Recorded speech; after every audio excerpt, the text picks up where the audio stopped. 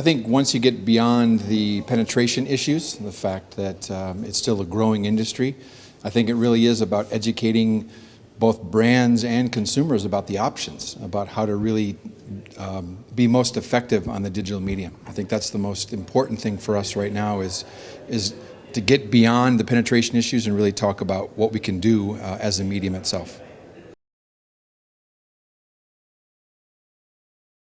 I think it's growing. I've been in India for 2 years, and I think even in the 2 years that I've been here, it's grown considerably. I think it was definitely in single digits before, but I think we're now getting into the 10 and 12% range for some of the brands that we're working with. Others, I think it's still, again, very nascent, and we're talking about single-digit numbers, but it is growing. I think it's becoming more adopted by brands as a way to both build brands as well as to increase revenue, either through resource development or bringing in leads and lead development.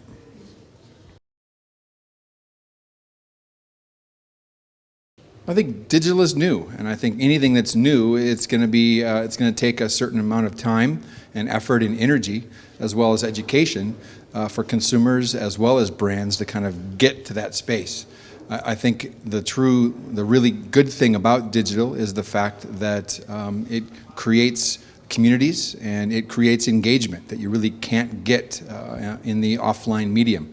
But I think, again, those are things that we have to really teach people and really have to come to terms with as marketers.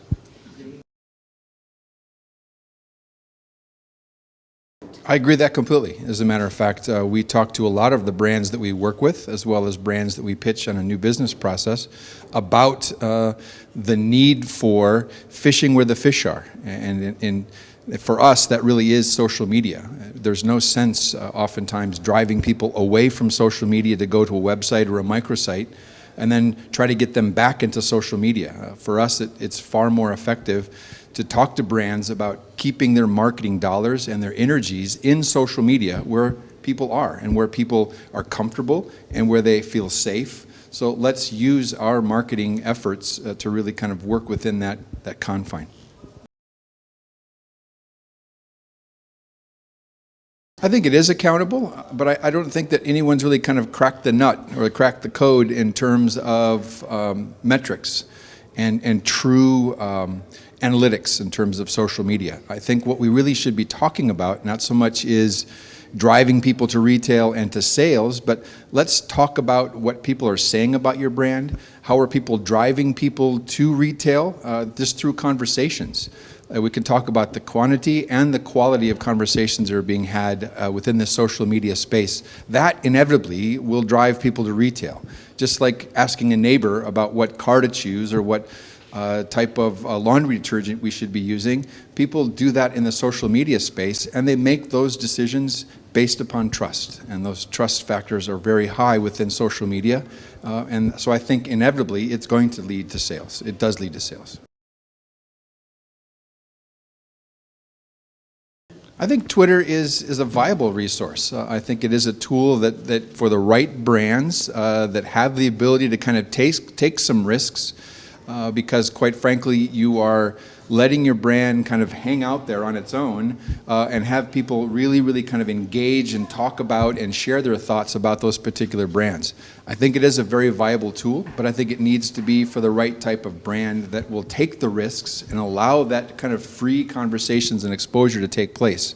But I think in India it is growing so rapidly because people trust it and people use it as a tool of communication. So they're sharing information, they're sharing data, and they're sharing real-time experiences. So I think that we've seen a couple of examples, one being the Hippo case, where it has done a very good job of actually driving traffic and being a responsible kind of advocate for that brand, both at retail as well as from a higher brand level.